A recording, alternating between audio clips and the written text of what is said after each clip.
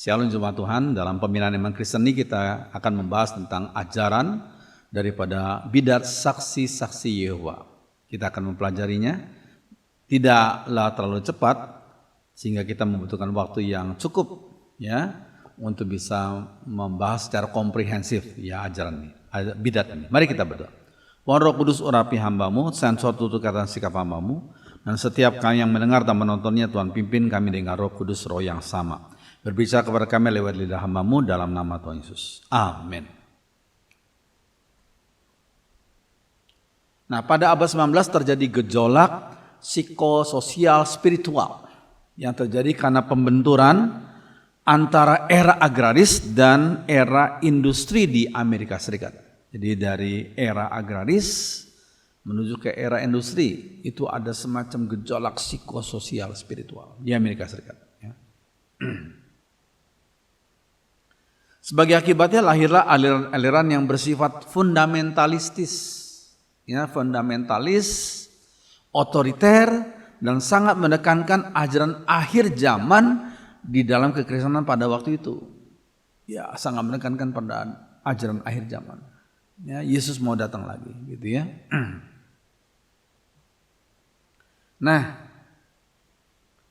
Charles Taze Russell yang itu tahun 1852 sampai 1916 lahir di Allegheny dekat Pittsburgh, Pennsylvania, Amerika Serikat.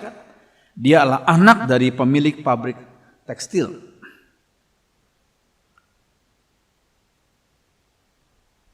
Nah, pada usia 17 tahun Russell ini keluar dari gereja Presbyterian. Kalau di sini Presbyterian itu GKI gitu ya, atau GPIB itu Presbyterian juga ya. Karena tidak puas dengan ajarannya. Ia tidak percaya Yesus adalah anak Allah dan tidak percaya hukuman kekal dan tidak percaya akan neraka. Itu dasarnya. Tidak percaya pada Yesus sebagai anak Allah, hukuman kekal dan neraka.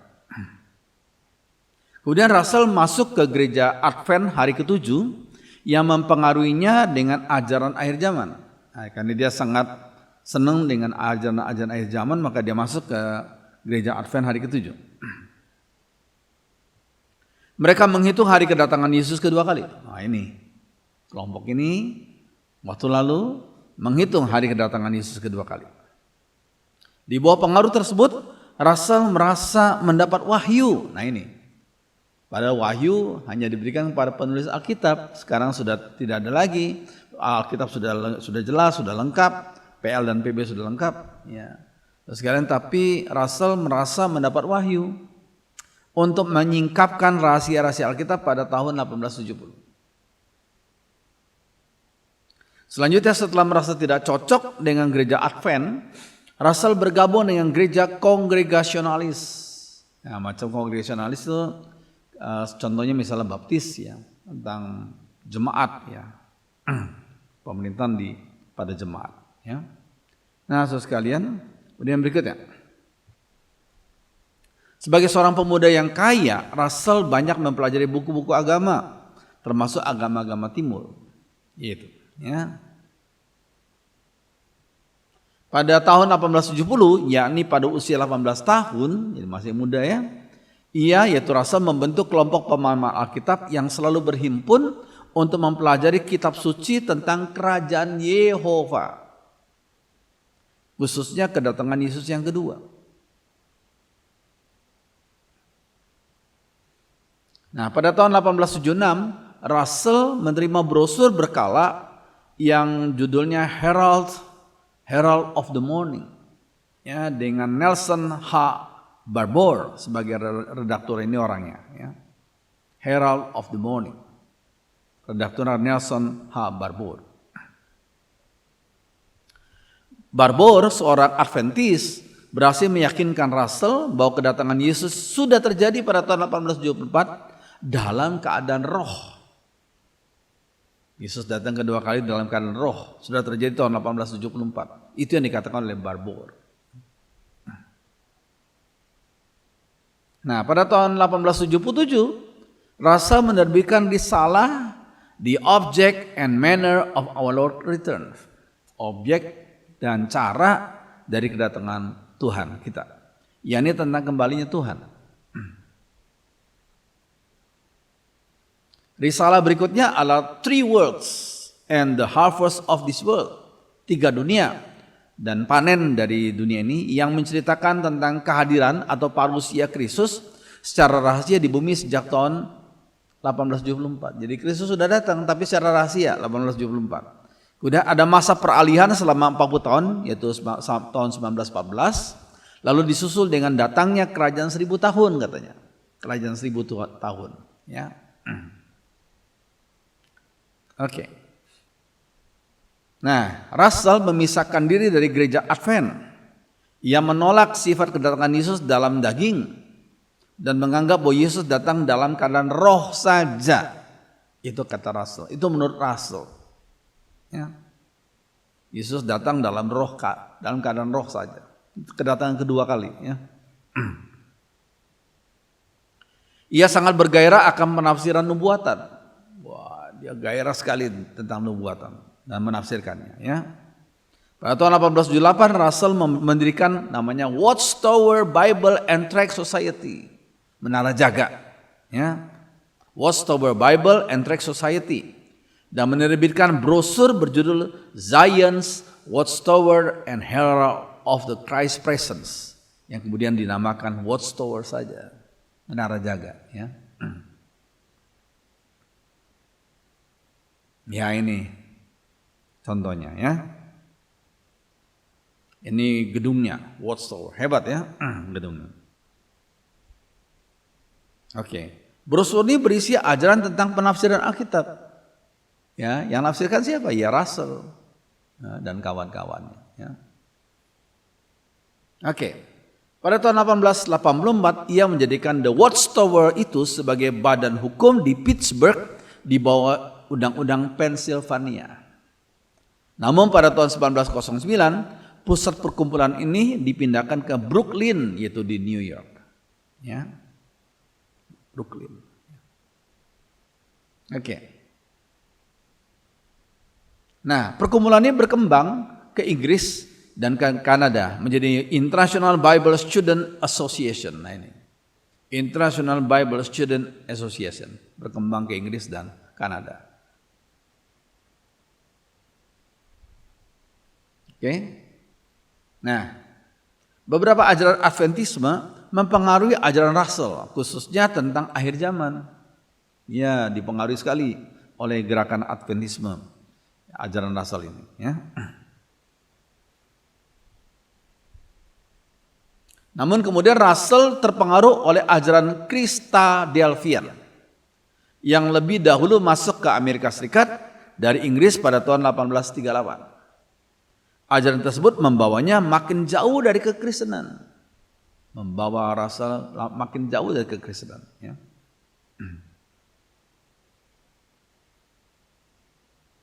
Nah, Christadelphians menolak beberapa doktrin yang dianut oleh banyak kelompok Kristen, yakni keabadian jiwa ditolak. Ya, jiwa itu nggak abadi. Ya. Trinitarianisme itu nggak ada, doktrin Trinitas nggak ada. Ya. Praeksistensi Kristus, nah, Kristus tuh nggak punya praeksistensi. Ya. Ini ajaran Christadelphians. Ya. Kemudian Roh Kudus sebagai pribadi, Roh Kudus bukan sebagai pribadi. Ya. Baptisan bayi itu juga ditolak. Ya. Oke. Itu oleh ajaran Christadelphian yang menolak ajaran-ajaran seperti itu. Ya. Kata mereka, dalam kata Seol dalam bahasa Ibrani dan dalam Yunani itu Hades dan Gehenna, itu dipahami sebagai kematian dan kuburan. Kematian kuburan, bukan sebagai tempat penyiksaan yang kekal, bukan. Hanya kematian dan kuburan saja. Itu maknanya yang ditafsirkan oleh Christadelphians. Ya, mereka tidak percaya bahwa orang percaya akan pergi ke surga setelah kematian. Hanya Kristus yang pergi ke surga. Dan setelah ia kembali ke bumi, orang-orang percaya yang sungguh-sungguh akan hidup di tanah Israel yang akan menjadi kerajaan Allah di bumi. Tanah Israel, maksudnya tanah Israel secara ya negeri itu, yang di Timur Tengah itu. Ya, ya, oke. Nah, kitab suci terjemahan kata per kata yang namanya Emphatic Diaglott ya 1864 karya Benjamin Wilson yang digunakan aliran Christadelphian digunakan juga oleh Russell. Emphatic Diaglott 1864 ya, terjemahan Alkitab yang digunakan oleh Russell ya. Terjemahan ini menjadi dasar dari terjemahan Bible New World Translation. Ini terjemahan Bible untuk golongan saksi Yehova ya. Terjemahan ini Emphatic Diaglott ini sebagai dasar dari terjemahan Bible New World Translation. Itu terjemahan khusus bagi orang-orang saksi Yehova ya. Ini Bible New World Translation. Ini Alkitabnya versi saksi Yehova ya. Oke, pada tahun 1908 Russell membeli lahan bekas gedung tua dari Plymouth Bethel di Brooklyn ya, Plymouth Bethel di Brooklyn. Kemudian ia menamakannya sebagai Brooklyn Tabernacle. Nah ini ada istilah tabernacle, Brooklyn Tabernacle. Ia juga membeli gedung bertingkat beberapa blok di dekatnya yang menjadi kantor pusat gerakan ini. Wah, hebat ya, lihat gambarnya, gedungnya hebat ya. Luar biasa ya. Oke. Nah, Russell meramalkan bahwa kiamat akan terjadi pada tahun 1914 berdasarkan Imamat 26 ayat 18 yang menuliskan tentang hukuman 7 kali lipat. Hukuman 7 kali lipat. Ya. Imamat 26 ayat 18. Dan jikalau kamu dalam keadaan yang demikian pun tidak mendengarkan daku, maka aku akan lebih keras menghajar kamu sampai 7 kali lipat karena dosamu. 7 kali lipat karena dosamu. Itu Imamat 26 ayat 18. Ya. Lalu Russell menghitungnya sebagai berikut. 7 kali 360. Nah ini ya, sama dengan 250 tahun. 2520 tahun. 7 kali 360. Ya. Yang dimulai tahun 606 sebelum Masehi. Lalu direvisi menjadi tahun 607 sebelum Masehi dan berakhir tahun 1914. Ya.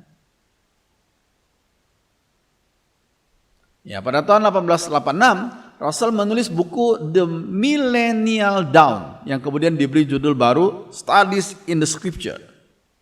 Buku ini terdiri dari 7 jilid tebal. Ya, tulis buku. Tapi masalahnya yang nulis siapa? Ya.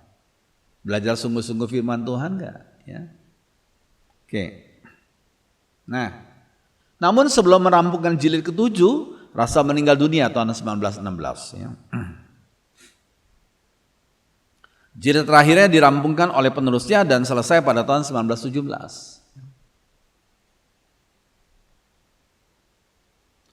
Serial buku ini kemudian menjadi buku utama sebagai kunci untuk mempelajari dan mengerti Alkitab menurut versi kelompok Jehovah Witnesses, saksi Yehova itu ya. Ya, pada tanggal 31 Oktober 1916, Russell meninggal dunia di atas kereta api di Pampa, Texas. Setelah gagal menyaksikan pemenuhan nubuatan dalam tanda kutip ya, tentang tahun 1914, katanya tahun 1914 Yesus baru datang kedua kali. Dan direvisi tahun 1915 ternyata direvisi. Yesus nggak datang 1915 ya. Ya kembali merevisi nubuat tersebut menjadi tahun 1918 akan terjadi kiamat. Ini harus hati-hati ya. Oleh sebagian orang nubuat menjadi lu buat-buat. Nubuat menjadi lu buat-buat. Salah satunya dibuat oleh Russell ini ya. Oke. Nah, Joseph F. Rutherford adalah pengganti Russell. Ia pada mulanya adalah penasihat hukum Russell.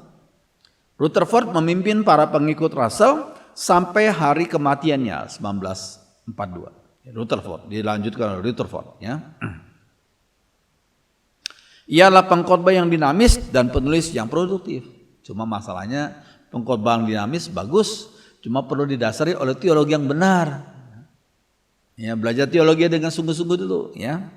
Penulis yang produktif, oh bagus. Cuma yang dia tulis apa? Benar atau salah gitu ya.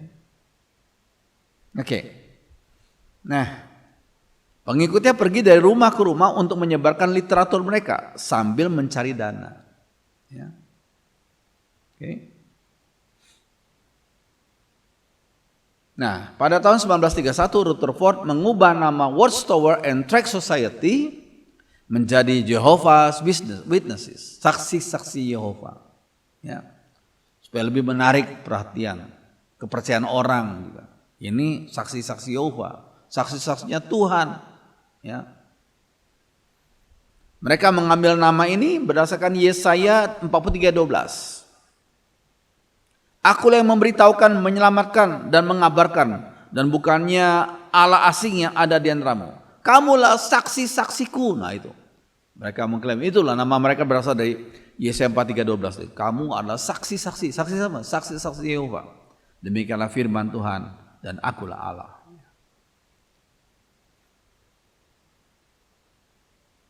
Ya, pengganti Rutherford adalah Nathan Hanor. Nathan Hanor di bawah kepemimpinannya kelompok ini bertumbuh secara pesat. Aliran ini masuk ke Indonesia sekitar tahun 1930, terdaftar di Departemen Kehakiman RI tahun 1964 sebagai siswa-siswi Alkitab. Pada Mei 1968 terdaftar di Depak RI, Departemen Agama RI. Ya. Lalu pada tahun 1976 Jaksa Agung Ali Said nih orangnya pernah melarangnya, namun bersama dengan era reformasi yang menekankan keterbukaan, demokrasi dan HAM, maka Marzuki Darusman, ya waktu itu menteri ya Jaksa Agung ya, Jaksa Agung Marzuki Darusman memberikan izin kembali kepada mereka pada tanggal 1 Juni 2001. Ya. Oke. Mereka menganggap, nah ini orang Sosiova menganggap Roh Kudus hanya sebagai tenaga dari Allah, bukan sebagai pribadi tapi sebagai tenaga saja dari Allah, bukan sebagai salah satu pribadi dari Allah Tritunggal. Mereka giat mengabarkan ajaran mereka. Rata-rata setiap anggota Saksi Yehova menjalankan dinas pengabaran sekitar 10 jam sebulan, bayangkan. Banyak orang Kristen yang enggak mengabarkan Injil. Padahal mereka jadi Kristen sejak kecil, nggak mengabarkan Injil. Kalah sama orang Saksi Yehova yang setiap bulannya 10 jam minimal mengabarkan Injil versi mereka. Ya. Para penginjilan tanda kutip, mereka melakukan pengabaran sebanyak 140 jam sebulan. Para penginjil mereka, ya. 140 jam sebulan. Sedangkan para perintis melakukan pengabaran 90 jam sebulan. Ya, dan para perintis ekstra mengabarkan minimal 60 jam per bulan. Luar biasa kan? Semangat dalam tanda kutip mengabarkan Injil versi mereka itu luar biasa, ya. Versi Saksi Yehova, ya. Oke. Nah, untuk menopang ajaran mereka yang keliru, kelompok Saksi Yehova menerjemahkan Alkitab versi mereka yang diberi nama New World Translation of the Bible. Mereka bikin edisi mereka sendiri, New World Translation of the Bible. Kitab ini pertama kali terbit tahun 1950, lalu direvisi tahun 1951 dan tahun 1961. Direvisi, ya. New World Translation of Holy Scripture. Ya, terjemahan dunia baru dari kitab suci, ya. Nah, perlu diketahui bahwa para penterjemah Alkitab mereka tidak punya gelar yang diakui. Nah ini harus kita paham. Perlu diketahui bahwa para penterjemah Alkitab mereka tidak punya gelar yang diakui di dalam eksegesis atau penerjemahan bahasa Ibrani maupun Yunani. Tapi mereka berani. Tapi terjemahannya ngaco gitu ya.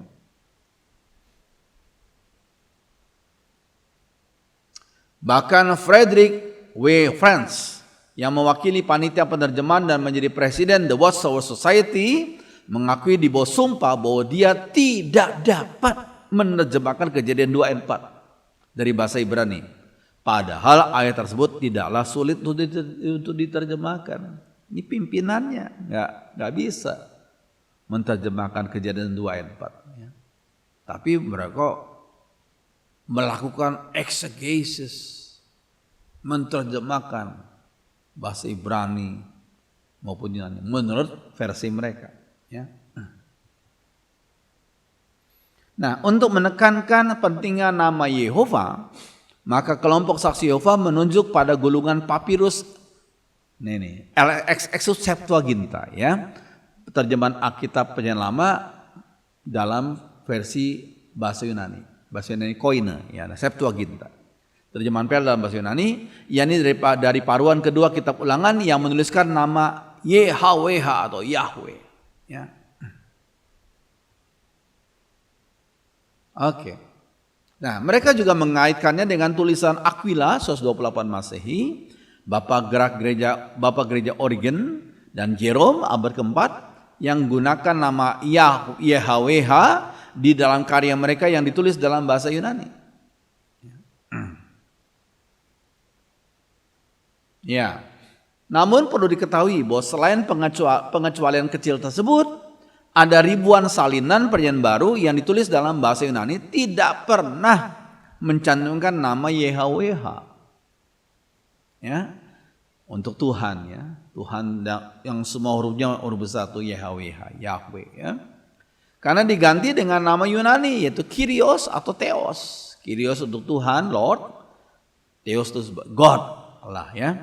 Termasuk kitab Injil Matius yang mungkin naskah aslinya ditulis dalam bahasa Ibrani atau Aramaik tidak menuliskan nama YHWH. Tidak menuliskan nama itu. Nah, ada banyak kekeliruan terjemahan Alkitab mereka. Dan berikut ini adalah beberapa kutipannya. Ya, supaya saudara, ini hanya sebagian saja. Karena kalau dijelaskan semua kan waktunya panjang sekali, ya. Nah, mereka bilang Yohanes 1 ayat 1, versi New World Translation, versi mereka, ya. Originally the word was and the word was with God and the word was a God. Itu dalam terjemahan bahasa Inggris. Maksudnya semula firman itu ada dan firman itu bersama dengan Allah dan firman itu adalah salah satu Allah. Itu terjemahannya gitu. A God, salah satu Allah. Ya. Tanggapan saya, ya. Seharusnya ayat tersebut berbunyi in the beginning was the word. Pada mulanya adalah firman and the word was with God. Dan firman itu bersama Allah dan the word was God. Harusnya gitu. Dan firman itu adalah Allah, bukan a God, tapi was God. Enggak pakai ya. Pada mulanya adalah firman itu bersama-sama dengan Allah dan firman itu adalah Allah. Ya. Ini perbedaannya kecil, maksudnya bukan kecil, sedikit tapi penting sekali. Ya, inilah cara-cara mereka untuk mendukung ajaran mereka yang keliru itu. Ya, kita harus paham, belajar sungguh-sungguh. Ya, oke. Kemudian Yohanes 8:58, versi New World Translation, ya, versinya mereka. Dalam footnote-nya, Jesus said unto them, before Abraham was born, I have been. Itu terjemah mereka. I have been. Ya. Tanggapan penulis, kata ego eimi dalam bahasa Yunani seharusnya diterjemahkan I am, bukan I have been. Aku adalah. I am itu aku adalah. Ya. Jadi tepatnya ayat tersebut berbunyi before Abraham was, I am. Ya. Sebelum Abraham ada, dalam terjemahan bahasa Indonesia, aku telah ada. Ya. I am. Kata I am bentuk present tense menunjuk pada kekekalan eksistensi Yesus yang disangkal oleh para saksi Yehova. Ya, mereka memang menolak pre-eksistensi Yesus, ditolak oleh mereka. Ya. Oke. Kolose 1 ayat 16 sampai 17 versi New World Translation. By means of him all other things were created in the heavens and upon the earth. All other things have been created through him and for him. Also he is before all other things, and by means of him all other things were made to exist. Ya. Ini mereka tambahkan kata other. Ada yang lain. Ya. Dengan memakai kata semua makhluk lain atau other diciptakan di langit dan di bumi, semua makhluk lainnya atau other telah diciptakan melalui dia, untuk dia dan untuk dia. Juga ia ada sebelum makhluk-makhluk lainnya, and other, dan dengan memakai dia semua makhluk lain itu berada. Itu kata other itu tambahan dari mereka. Ya, tambahan mereka. Tanggapan penulis. Jelas kata other atau yang lain sengaja ditambahkan di dalam New World Translation, itu versi mereka, untuk mendukung ajaran saksi Yehova yang mengatakan bahwa Yesus juga adalah ciptaan Allah. Itu versi mereka. Menurut ajaran mereka, Yesus juga adalah ciptaannya Allah. Ya. Dalam teks asli Alkitab, tidak ada kata other, itu tambahan mereka. Yesus sang firman itu mencipta segala sesuatu dan ia sendiri tidaklah dicipta oleh siapapun. Yesus tidaklah dicipta oleh siapapun. Yesus tidak dicipta oleh Bapa. Tidak. Nah, beberapa ajaran penyangkalan dari saksi Yehova. Penyangkalan. Mereka menyangkali apa? Yang pertama, ajaran saksi Yehova ditandai dengan beberapa penyangkalan terhadap ajaran kekristenan yang sangat mendasar, disangkali. Ajaran kekristenan yang sangat mendasar disangkali oleh mereka, ya. Ya, pertama, mereka menyangkali Allah Tritunggal. Mereka berkata Allah itu bukan Tritunggal. Allah bukan Tritunggal, tapi tunggal yang disebut Allah Yehova, itu kata mereka. Dia berada sendiri sejak kekekalan, pencipta, pemelihara alam semesta dan segala sesuatu yang kelihatan maupun yang tidak kelihatan. Setan adalah pencetus doktrin Tritunggal. Ini menurut ajaran mereka. Setan adalah pencetus doktrin Tritunggal. Wah, ini sesat banget ya. Matius 27 ayat 50. Again Jesus cried out with a loud voice and ceased to breathe. Berhenti untuk bernafas. Yesus berteriak lagi dengan suara keras dan berhenti untuk bernafas. Tanggapan saya, ya. Seharusnya ayat tersebut berbunyi, Yesus berseru pula dengan suara nyaring, lalu menyerahkan nyawanya. Menyerahkan nyawanya. Menyerahkan nyawanya. Ya, ajaran kedua tentang Yesus Kristus. Apa yang mereka sangkali? Kitab suci mengatakan tentang anak Allah sang firman sebagai seorang dewa, a God, seorang dewa, a God. Dia adalah dewa yang berkuasa, tapi bukanlah Allah atau Yehova yang maha kuasa. Nah ini, Yesus itu adalah dewa yang berkuasa, tapi bukanlah Allah atau Yehova yang maha kuasa.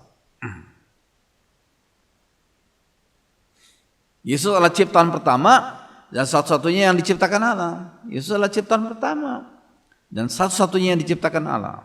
Yesus sebagai kuasa Yehova yang menciptakan lainnya. Yesus sama dengan Mikael, sang penghulu malaikat. Waduh, ngaco sekali ya.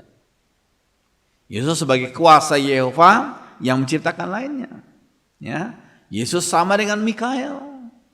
Yesus disamakan dengan malaikat Mikael, sang penghulu malaikat. Ya. Oke, ini ngawur ya.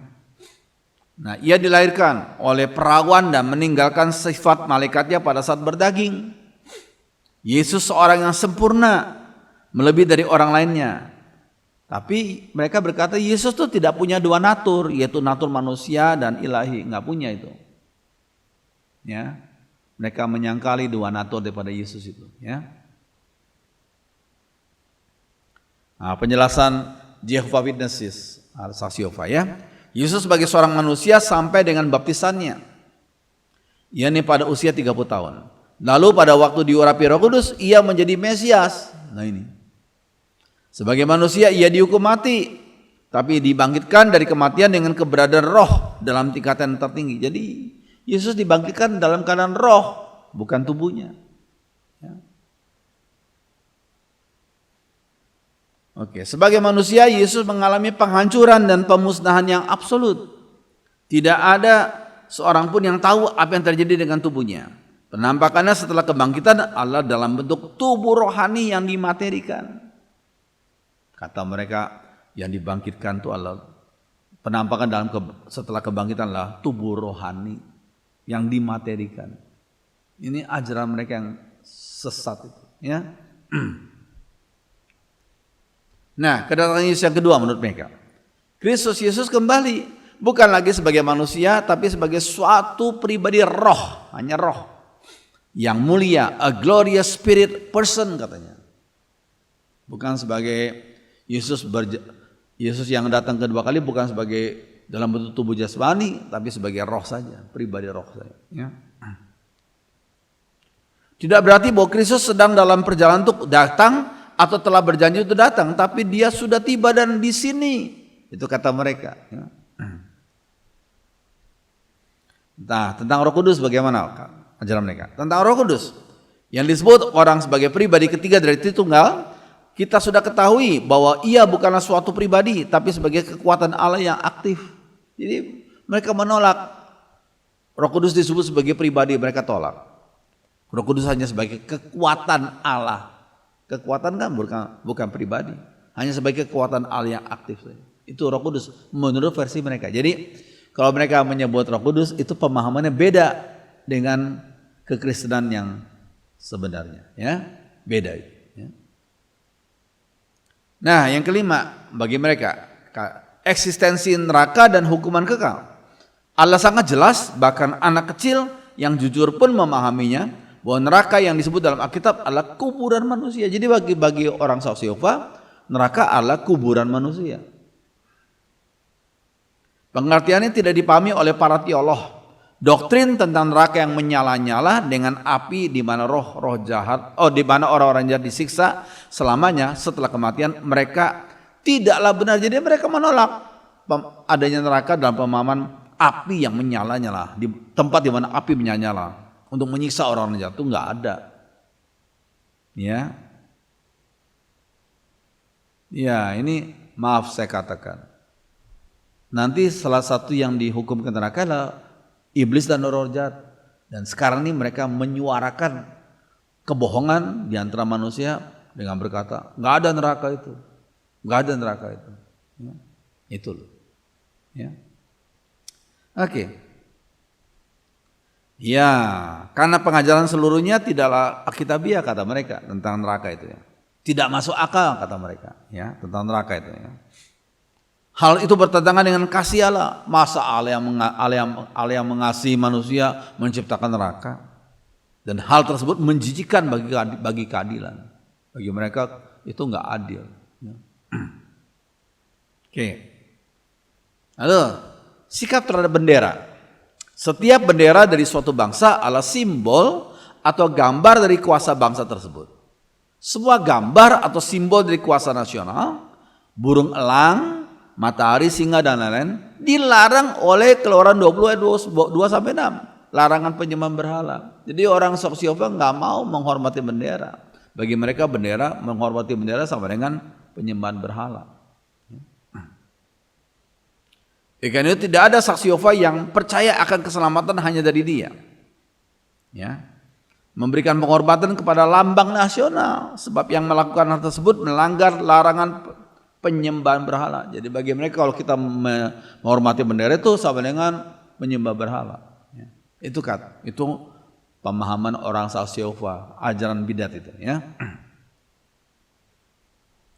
Kerajaan surga. Siapakah dan berapa banyak orang yang boleh memasukinya, kerajaan itu?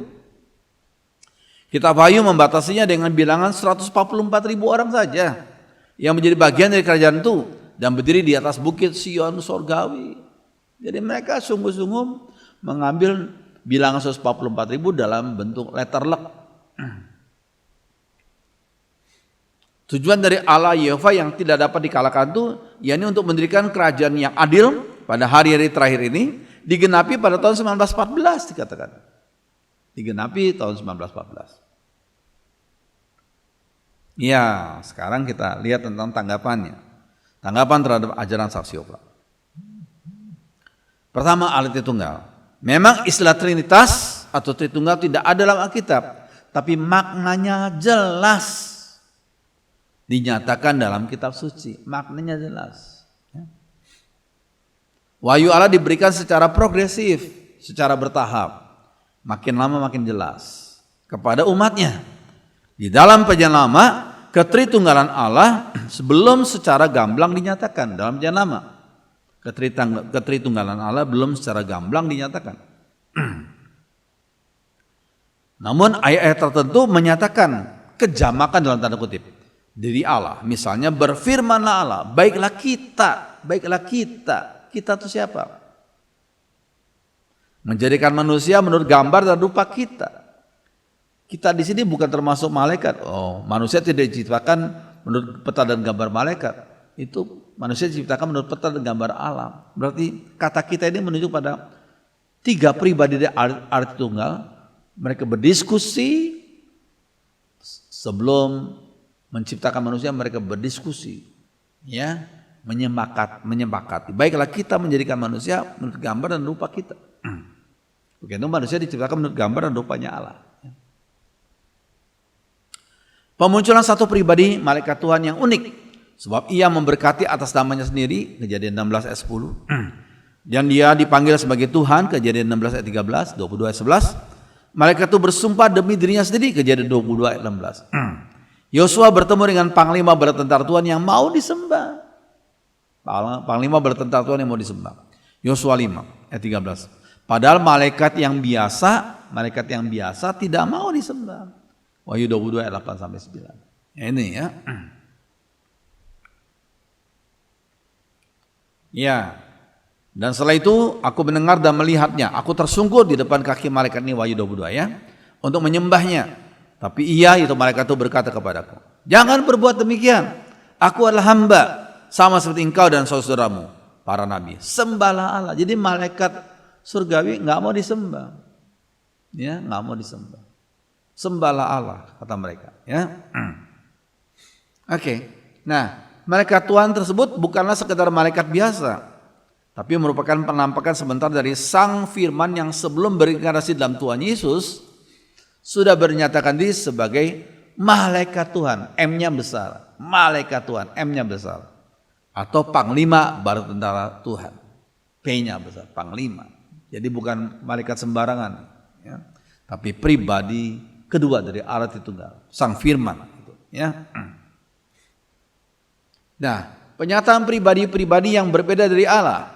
Misal kita ketika Sodom dan Gomora dihukum Tuhan, dituliskan sebagai kemudian Tuhan, yaitu yang menampakkan diri kepada Abraham dan Lot, Kejadian 18 ayat 1, menurunkan hujan belerang dan api atas Sodom dan Gomora berasal dari Tuhan, dari langit.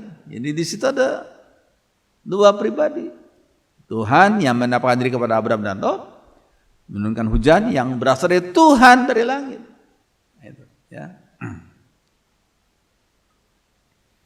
Oke. Pada waktu Sang Firman berinkarnasi dalam diri Tuhan Yesus, maka penyataan ketiga pribadi dari arti tunggal itu menjadi jelas seperti ayat berikut ini. Ya.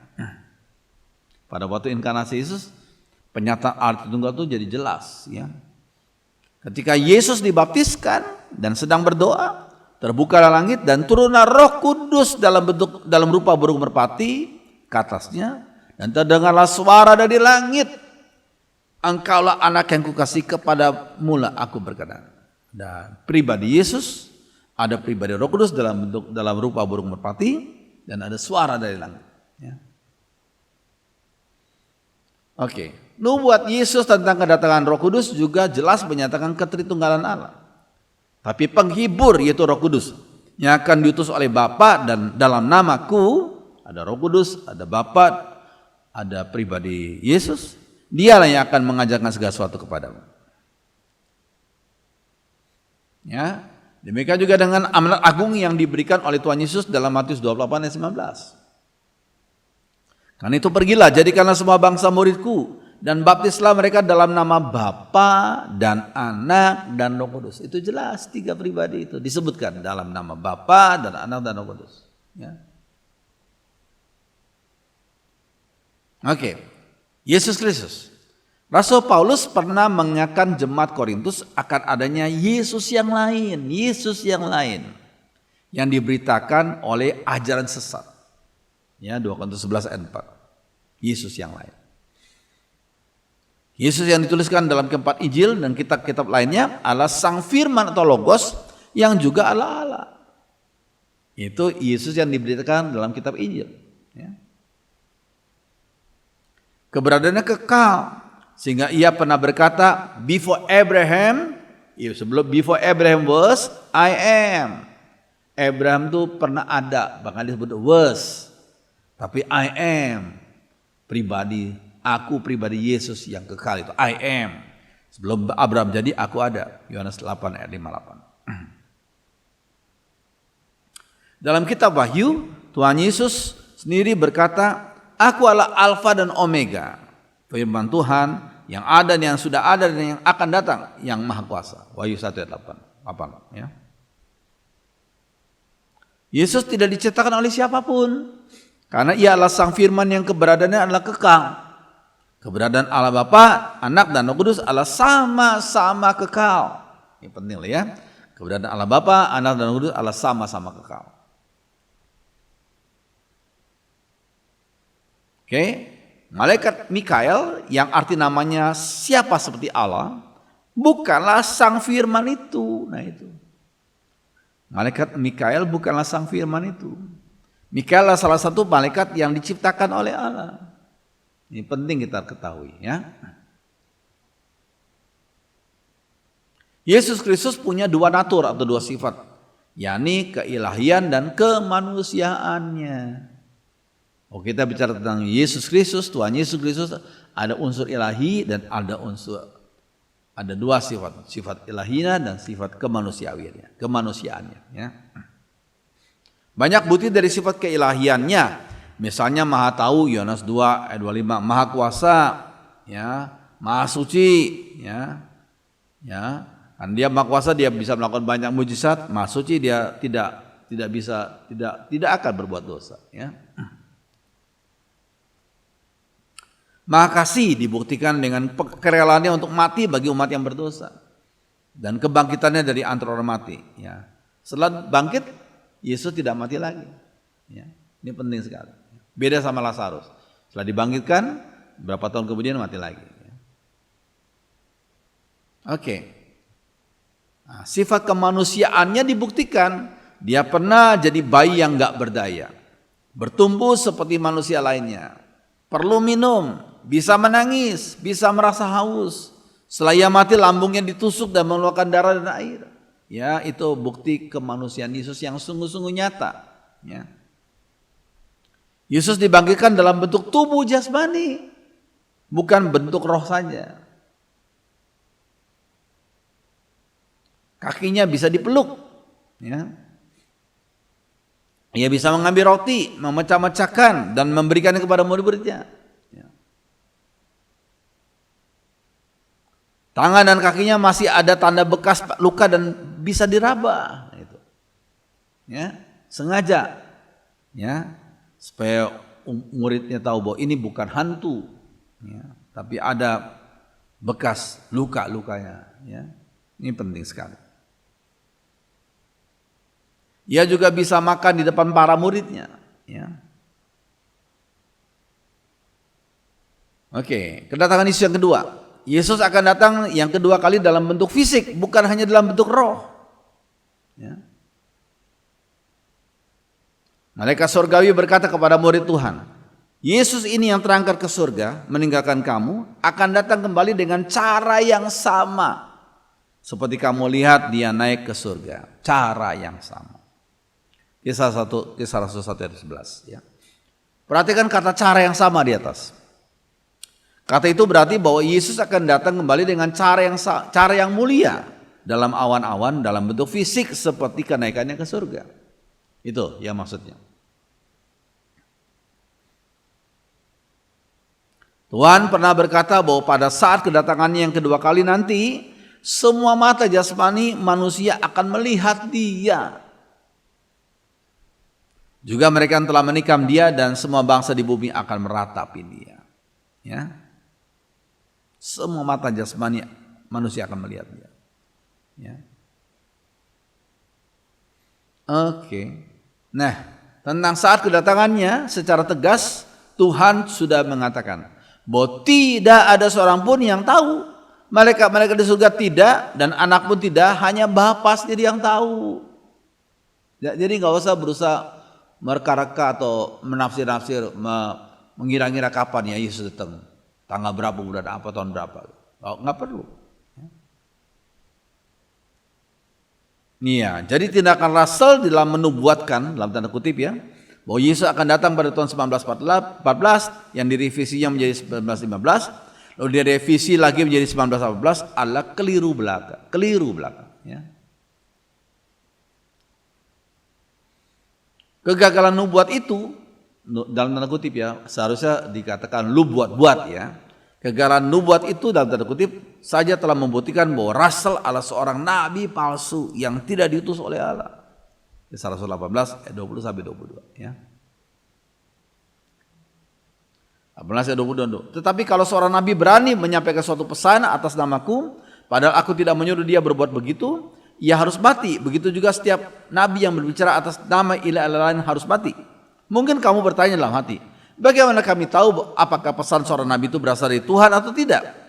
Kalau seorang nabi berbicara atas nama Tuhan, tapi apa yang dikatakan itu tidak terjadi, ya, maka ramalan itu bukan dari Tuhan. Nabi itu berbicara atas namanya sendiri, dan kamu tidak usah takut kepadanya. Jadi nabi palsu itu bukan mengucapkan nubuat, tapi mengucapkan lu buat-buat, itu ya. Oke. Nah, Roh Kudus, Alkitab Roh Allah salah satu pribadi Allah itu enggak, Roh Kudus ya. Dia bukan sekedar kekuatan Allah yang aktif, bukan sekedar kekuatan Allah. Ya, berikutnya adalah bukti kepribadiannya. Roh Kudus dipanggil sebagai sebutan dia pribadi kok ya. Yohanes 14 ayat 16. Ia memiliki inteligensi, yakni mengetahui hal-hal yang tersembunyi dalam diri Allah dan menyatakan kepada kita. Ya. Ia berkehendak, ia memiliki emosi sehingga dapat didukacitakan oleh kelakuan umatnya. Kalau mereka jatuh dalam dosa, kalau mereka berbuat salah, ya mereka mendukacitakan Roh Kudus. Karena Roh Kudus itu pribadi Allah, pribadi ketiga dari Allah Tritunggal. Ya. Oke. Roh Kudus dapat melakukan hal-hal yang dapat dilakukan oleh satu pribadi, misalnya berbicara, ya, membantu dalam kelemahan dan mendoakan umatnya, ya, mengajar umatnya tentang kebenaran, ya, memimpin umatnya, ya, menetapkan sebagian orang untuk menjadi penilik yang mengembalakan jemaat Tuhan dan melengkapi murid-murid Tuhan dengan kuasa. Itu kan tindakan pribadi. Oke. Eksistensi dari neraka dan hukuman kekal. Neraka jelas dinyatakan dalam Alkitab. Bahkan Tuhan Yesus sendiri berkali-kali mengatakannya. Lihat ayat itu. Ya. Yakobus dan Petrus menyebutkannya. Itu ya. Rasul Yakobus dan Petrus. Tuhan Maha Kasih, tapi Ia juga Maha Adil. Karena kasihnya, Ia memberi kesempatan bagi umatnya yang berdosa untuk bertobat. Tapi Ia juga siap menghukum kaum yang keras hati dan menghujat Roh Kudus. Ya.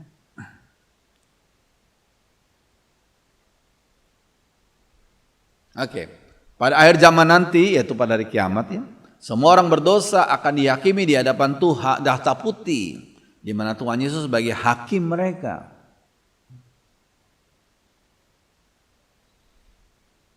Setiap orang yang tidak ditemukan namanya tertulis dalam kitab kehidupan akan dilemparkan ke dalam lautan api. Wahyu 20 itu ya. Ya, kerajaan surga. Bilangan 144.000 dalam Wahyu 14 ayat 3. Jangan ditafsirkan secara hurufiah. Itu kitab apokaliptik itu jangan ditafsirkan secara hurufiah. Tapi ada makna-makna simbolis yang perlu kita ketahui. Ya. Bilangan ini juga tidak menunjuk pada kelompok saksi Yehova. Sebab jumlah mereka sekarang ini di seluruh dunia sudah jutaan orang. Ya.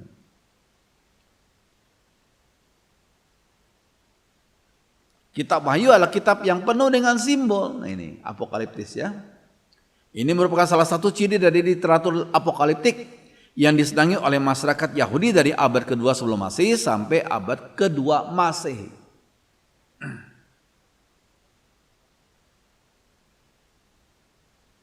Bilangan 144.000 berasal dari angka, nah ini 12 kayak 12 kali 1000. Ya. Angka 12 pertama adalah representatif dari semua umat Allah dalam perjanjian lama. Bandingkan 12 suku Israel. Angka 12 kedua adalah representatif daripada semua umat Allah maksudnya. Maaf saya kurang kata. Semua umat Allah dalam perjanjian baru. Bandingkan 12 rasul. Ya. Dan 1000, angka 1000 adalah angka genap. Ya. Jadi bilangan 144.000 menunjuk pada semua umat pilihan Allah, baik dalam masa PL dan PB, dalam jumlah yang genap. Berapakah jumlah yang genap kita nggak tahu. Yang jumlah yang genap apa ya? Yang sesuai dengan rencana Allah. Kita nggak ngerti berapa miliar, tapi sesuai dengan rencana Allah, gitu ya. Ya, nah ini kemudian sikap terhadap bendera. Umat Tuhan harus takluk kepada pemerintah yang di atasnya. Sebab tidak ada pemerintah yang tidak berasal dari Allah. Dan pemerintah-pemerintah yang ada ditetapkan oleh Allah. Roma 13 ayat 1 itu. Sikap hormat umat Tuhan terhadap bendera negaranya bukanlah penyembahan berhala. Bendera adalah lambang kebangsaan dan persatuan suatu bangsa. Sekali lagi, bendera, menghormati bendera bukanlah penyembahan berhala. Sudah selayaknya sebagai warga negara yang baik, umat Tuhan menghormati bendera, tapi tidak menyembahnya. Kita menghormati bendera sebagai lambang persatuan, tapi kita tidak menyembahnya. Yang kita sembah hanya Allah pencipta di dalam nama Tuhan Yesus Sang Penebus itu. Saudara sekalian, pembahasan ini agak panjang dan agak cepat, tapi silakan saudara memutarnya kembali kalau ada yang terlewat. Dan saya harapkan apa yang saya sampaikan berguna untuk iman, pengetahuan rohani saudara, agar iman saudara semakin dikuatkan dan diteguhkan. Biar apa yang saya sampaikan jadi berkat bagi saudara semua. Mari kita berdoa. Kami bersyukur untuk kesempatan kami boleh belajar firman Tuhan dalam masalah berkaitan dengan bagaimana firman Tuhan menyoroti kesesatan bidat saksi Yehova. Roh Kudus pimpin. Hamba-Mu sudah selesai menyampaikan firman, tapi biar Roh Kudus bimbing kami semua dalam kebenaran firman yang tidak pernah berubah dari dulu, sekarang, sampai selama-lamanya. Terima kasih dalam nama Tuhan Yesus. Haleluya. Amin.